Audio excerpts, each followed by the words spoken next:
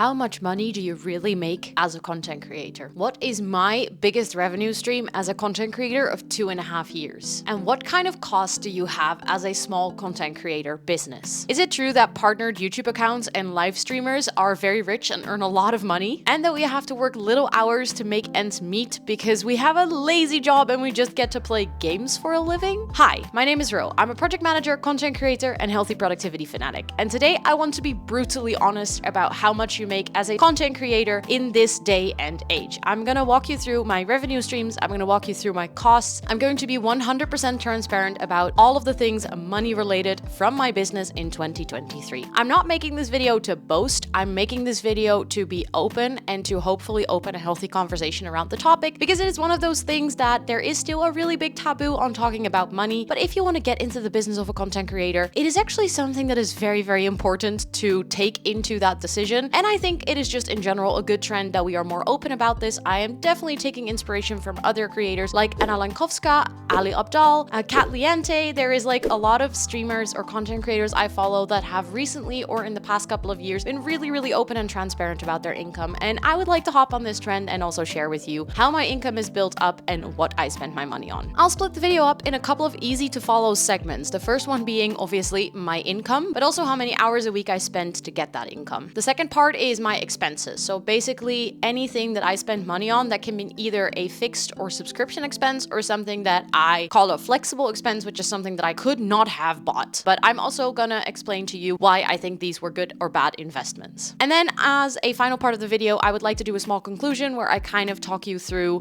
the things that I've learned surrounding money as a business and hopefully maybe give you some perspective on, well, if I would be able to do this full time, yes or no, anytime soon, and just in general kind of give a little insight on what I think the state of money is in the streaming or content creation industry. So let's start with how much I made, and I do have to look at my cheat sheet for this. In 2023, pre-taxes, that is a very important one, so just a rough revenue of my business, I made 11,958 euros. I'm talking about euros in most of this video, simply because it's the currency that I use where I live. However, some income streams I had to kind of convert from dollars because I live stream on Twitch and there they pay you in dollars. And I've been keeping my own administration of my costs, so most of the things are in euros, but keep this in mind when you're seeing screenshots or when I'm gonna share like graphs and stuff. Sometimes it says euros, sometimes it says dollars. I had various income streams and I would like to walk you through them, how much I made of that, and also kind of how much time I spent to get to that revenue point. From YouTube AdSense, and I was a partnered YouTube channel on my main YouTube channel, which is called Rosannatxt, where I make gaming content for The Sims 4. That channel was partnered throughout the entire year 2023, meaning that I had ad revenue for the entire year, so every single month. In total of that 11,958 euros, 1,602 euros came from ad revenue on YouTube.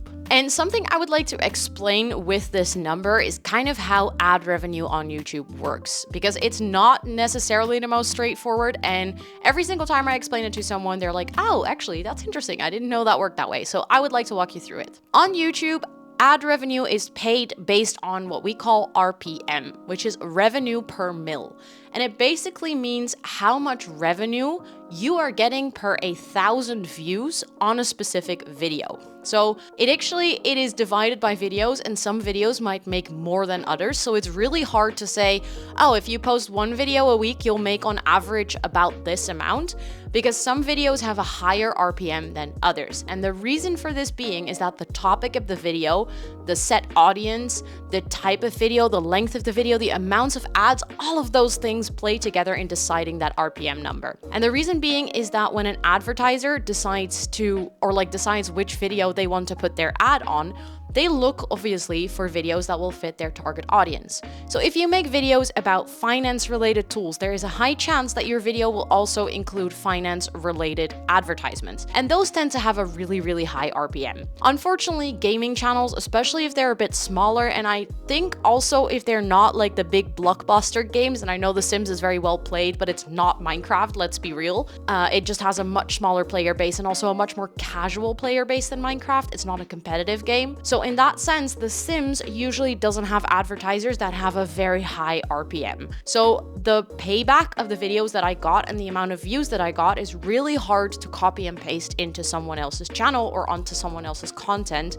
for the simple reason that they might make different videos that get less views, but they still earn more money from it. Or there might be people that actually get more views, but it's so niche down and so specific that they make less money than I do for my videos. Something else that is important to mention with YouTube ads, and you'll see it in the graph that I'll put on the screen here, is that if you look at my year, the income significantly goes up in November and December. And that's not because I had videos that did extremely well then, and I had really bad videos in the rest of the year. That is mainly because in November and December, around the holidays and like Thanksgiving, Christmas, especially American advertisers are willing to pay a lot of RPM. This is something that you can take into account if you're a content creator and you're trying to make some more money, is actually post more videos that you expect that will get a lot of views in that period of time. Prepare for November and December and make sure that you post videos that you expect to do pretty well in a short time, because you could be making a nice amount of money without any extra effort simply by video placement or video timing. And then lastly, I would like to share how much hours I worked for this 1,602 euros. And I post, well, nowadays with this channel included, I post about 2 videos a week. Sometimes I even post 3 if I have time to make an extra one. And that is excluding any other content like TikToks, etc. Just on this YouTube channel or on my other YouTube channel, I post 2 videos per week in total. Every video takes me about 2 to 4 hours to make. Because I have actually found an editor who does a lot of editing for my other channel, I managed to get the hours I spend on those videos down a little bit, but because this is a beginning channel and I'm experimenting with new forms of editing, this channel is taking a little bit more time. So let's say, for the sake of it, that every video takes me 3 hours to make. That means that I have made 104 videos that took me 3 hours to make, for a grand total of, and I need to brain this really hard, 312 hours on a yearly basis to make 1,602 euros. Then next up is my biggest revenue stream, and that is my Twitch streaming. And for those of you who are not familiar with live streaming on Twitch, it is basically a platform where you can live stream literally anything. You can do art, you can do music, you can do cooking. In my case, I do gaming and I play The Sims 4 mostly. And I also host co-working streams, which are basically, I am working and people can watch me work. We do 50 minutes of focus and then 10 minutes of break. And during those 50 minutes of focus, you can do anything that you want. So you can be working on some arts, on some crafts, or you can just seriously be working or studying. Basically, those are the ideas, and this is my biggest stream of income. And from Twitch in 2023, I made 6,819 euros. And I'll put a little thing up on the screen how that income was built up, because on Twitch there is different ways that you can earn money. The first one being subscribing.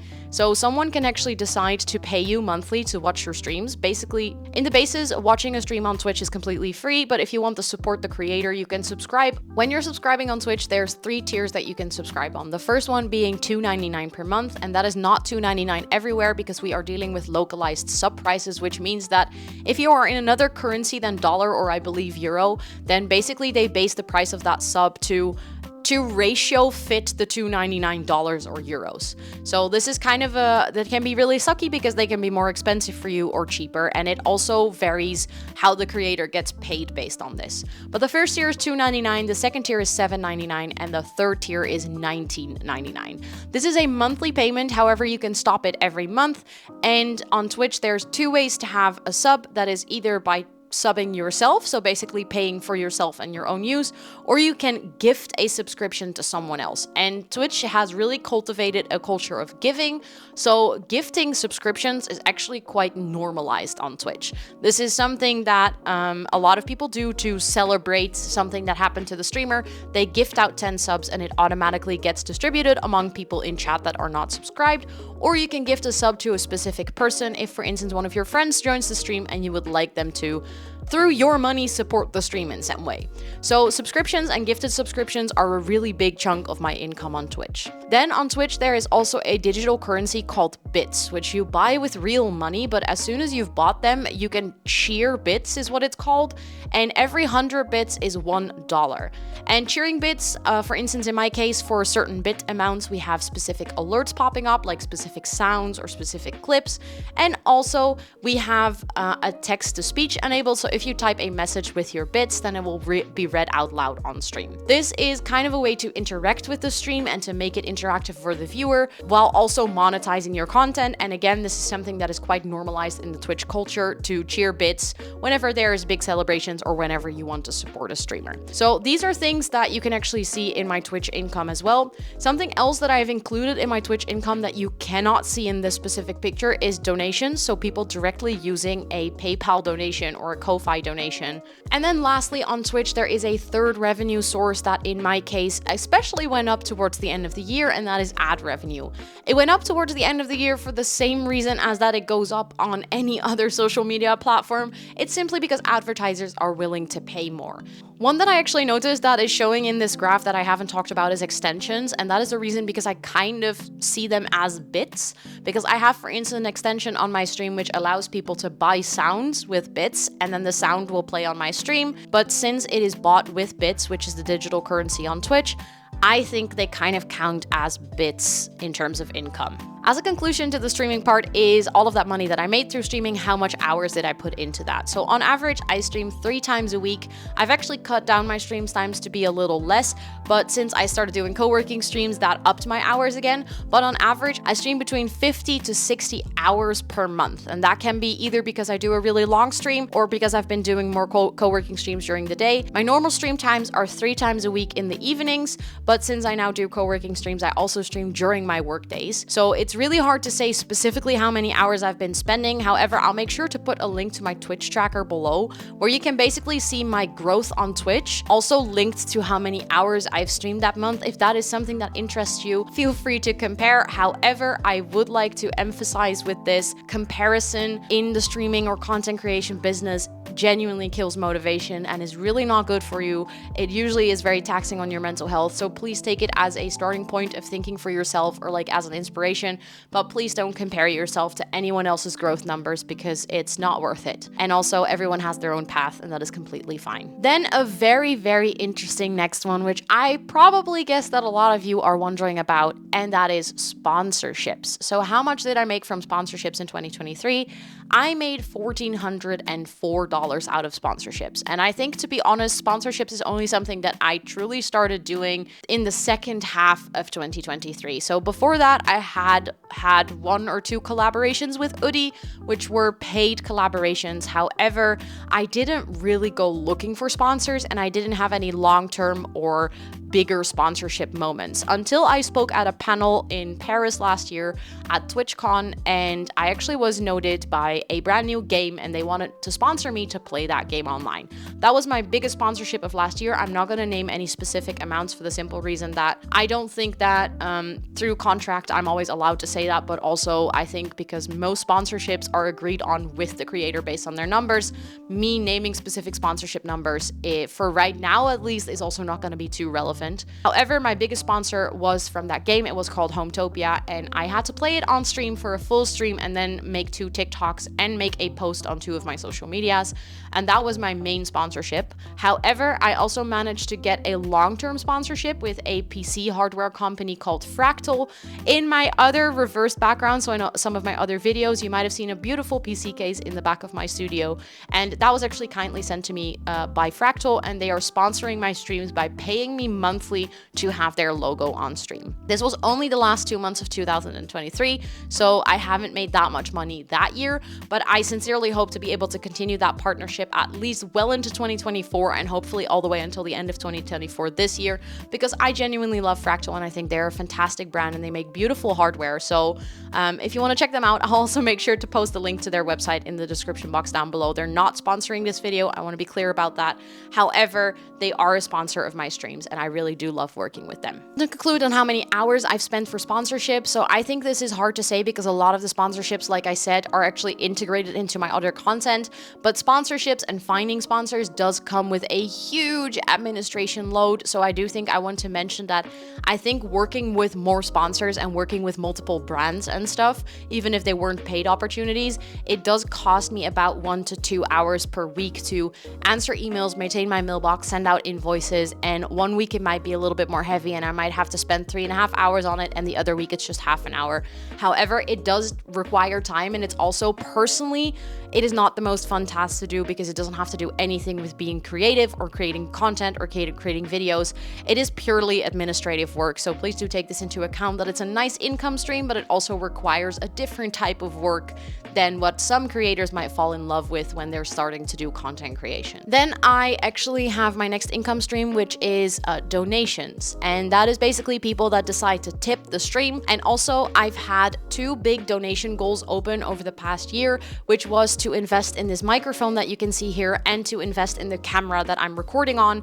And I also had a donation goal open for traveling to the States for TwitchCon.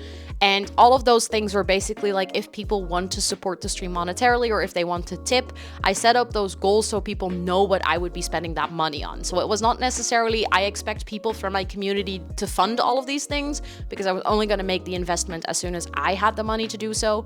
But it was a good way of showing the community that if people do pay, this is what I use my income for. This is how I'm upgrading my content to be better, hopefully, in the future. And I got 1,100 euros in donations throughout the entire year.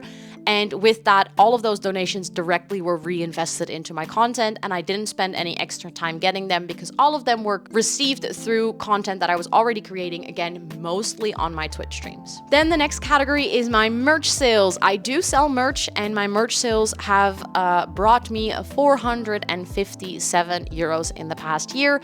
To be honest, I never really set up my merch sales to make me a lot of money. They were mostly set up because I thought it was a fun way for people that enjoy hanging out in my streams or enjoy watching my content to buy a piece of merchandise. So it was never really made as a big income stream, and I genuinely see merch sales as anything that comes from it is nice, but also the prices for my merch are all set up with a very, very little profit margin. So it's all basically set up just for people that want to have some pieces of merchandise from me. It was never the intention to make that something that brings me a lot of money.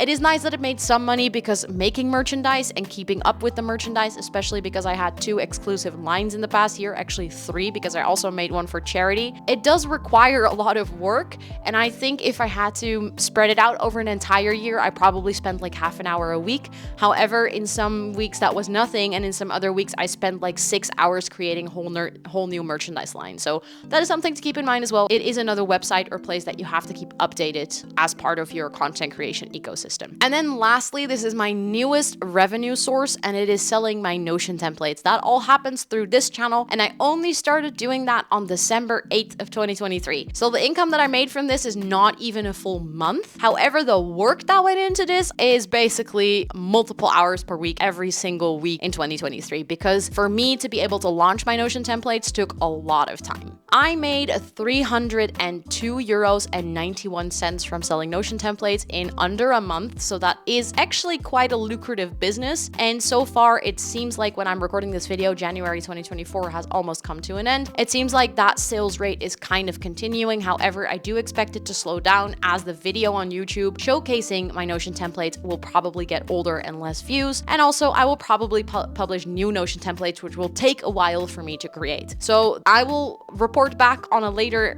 video in the same topic as this on how that sales is going. But I do notice that selling a product over a surface at this point, so after 2 months of selling Notion templates, I have made more off of my Notion templates than I did in the first 6 months of creating YouTube content and streaming. Because at that point, I was only monetizing my streams because my YouTube channel wasn't partnered and my streams were very small. There were like 10 to 15 people watching at the time. It is actually wild to realize how much money I've made just off of Notion templates. And again, this is not to boast, but this is to give you a fair comparison between some choices you could make as a content creator to if you really want to do it as a job. That means sometimes you're going to have to focus a bit more on the monetization aspects of things and figuring out how you can make money off of your content. Now that we have covered my income of 2023, let's actually talk about my expenses of 2023 and why I spend money on certain things. In total, I had 8,875 euros in expenses last year, and those expenses are built up into 3 categories, and I'm going to walk you through all 3 of them. 1,108 euros are fixed expenses. Those are all expenses that I have to pay because they're a subscribed service. Some of them recur monthly, some of them recur yearly, and all of them are needed for my content creation. A really good example of this is, for instance, my Notion, for the simple reason that it's a vital tool in being able to create content. I use it to collaborate with my editor, and also now that I make Notion content, I feel like it makes sense. This also includes things like services, so paying for my bank account or paying for my editor for them to edit my videos. Basically anything that I already know upfront that I'm gonna have to pay in a year, and some of these costs might increase or decrease with the use. So for instance, an editor will actually become cheaper if I let them edit less videos. However, if I want to use an editor, I'm gonna have costs for that, and it's not really something that I can pick or choose not to do. Then I had 5,267 flexible expenses, and I did need to look at my cheat sheet for that. And this all includes buying new things for my streaming equipment, like the mic that I've been using for this whole video, but also, for instance, investing into a new mouse mat because the other one was old, investing into a new keyboard, basically anything that I need to be able to do my work, but also I could have not done. I could have not bought this mic and it wouldn't have stopped me from making videos. It would have just made me less flexible in making videos. So that's kind of the idea behind the flexible expense category. I could have not spent that money if I wanted to save, or for instance, if my income was ever cut back, I could have actually prevented this money from leaving my bank account. The biggest expense in this category was traveling to Paris for TwitchCon Europe, where I was speaking on a panel, and traveling to Las Vegas for TwitchCon US, which was just a very freaking amazing experience. Those events cost me mostly in terms of I had to buy flight tickets, I had to buy hotels. All of these things unfortunately just do not come cheap, and also for the events themselves, I actually had to buy entrance tickets. The reason I bought these things from my content creation income is because I mostly go to these events to meet other content creators or potential people that I could collaborate with, and I go there to meet brands and hopefully promote my socials and my channels to get more sponsorships. So the events like this are genuinely business events. Even though they're incredibly fun and I get to hang out with amazing people and a lot of friends, I do also see these as business investments, and I do plan to go to both TwitchCon Europe and TwitchCon in the States this year as well, and I'm trying to make the most of investments like that by trying to network, set some goals for myself, and all of those things to make it worth the investment or the cost of going there. And then the last category in my expenses is what I call loan payment, because at the beginning of last year, from my private funds, I loaned myself 2,400 euros to buy a new PC because I had been really wanting to do that, but since I use my PC mostly for content creation and actually my business work, I decided that it should be an investment from my business, and I didn't want to wait with buying it to save up for it. So what I did is I actually loaned my business 2,400 euros, and then I paid myself back throughout the year. Every month I paid myself 200 euros, which technically counted as my stream income in 2023. I will continue to pay myself. I will actually get to that in the next segment of the video this year, which is going to be the very first year that I actually get to pay myself as an employee of my own business. So I'm going to walk you through how that exactly works, and also make a comparison to my day job, because I'm a part-time content creator and I also work as a project manager, like I said in my intro. And I want to walk you through how much money I make with my project management and how that relates to my content creation and what that means for me for being able to do content creation as an actual career. So to get right into that, like I said, I work as a project manager, and as a project manager, I work 24 hours per week. As a content creator, I work about 30 hours per week. So I work more hours per week as a content creator than I do as a project manager. I'm not going to deep dive into any of my costs of living and all of those things. If you're ever interested in my private expenses, feel free to let me know. I'm more than willing to make a video about that too. But as a project manager, I earn 2,000 euros, about approximately 2,000 euros a month with working 24 hours a week. As a content creator, like I said, I'm now able to pay myself. So for the coming year, but also in the past year due to the loan payments, I was able to make 200 euros a month by working for 30 hours a week at least. That means that with less work hours, my corporate jobs makes me 10 times as much as my content creation does. And I think this is something that why I really wanted to make this video as well, is that it showcases how much passion and love you need to have for creating content and being creative and you know, being part of this business. Because if you do it for the money, unless you blow up overnight and you're very lucky, that should not be the motivation to do this. And I think this is something, it's not really that I overlooked this when I started creating content, because I was never really in it for the money, because I was mostly in it for the creative part and meeting new people. And also it was during COVID, so I just wanted to get out of my house and do things, even if it was virtually getting out of my house. But I do think it is an important lesson to be learned, because there is this rumor or stigma that people that have a big partner YouTube channel or that are a partner Twitch streamer, that they are rich and that they get to spend all the money of the world. But in my case, most of the money that I use to sustain myself, to be able to pay my rent, to be able to cover my cost of living and be insured and all of those things, they are all not paid for my content creation job. They're all paid for my main job. And unfortunately, because of this income gap, I am not able to be a full-time content creator, because even if I was a full-time content creator and I skipped all of the events and all of the